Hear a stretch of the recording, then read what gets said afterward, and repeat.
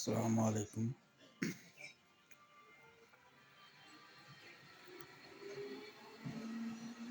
ছোটবেলায় যখন নামাজ পড়তাম,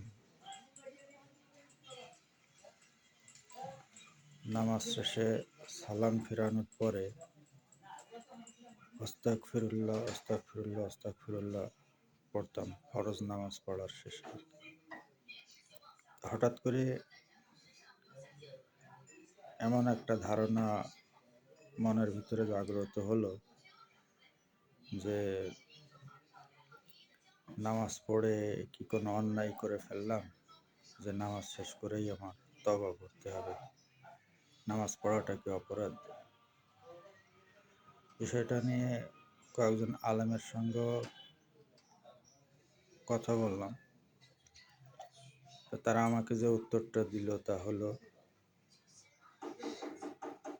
যদি এইরকম ধারণা মনের ভিতরে তৈরি হয়, তাহলে নামাজ শেষে সালাম ফেরানোর পরে আপনার এই তওবাটা পড়ার দরকার নেই বা আস্তাগফিরুল্লাহ পড়ার দরকার নেই।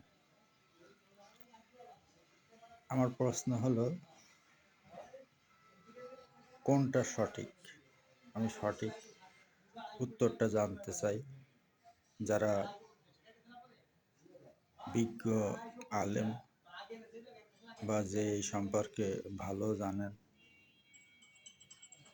আমাকে একটু জানাবেন মেসেজের মাধ্যমে বা কমেন্টস করে। আসসালামু আলাইকুম।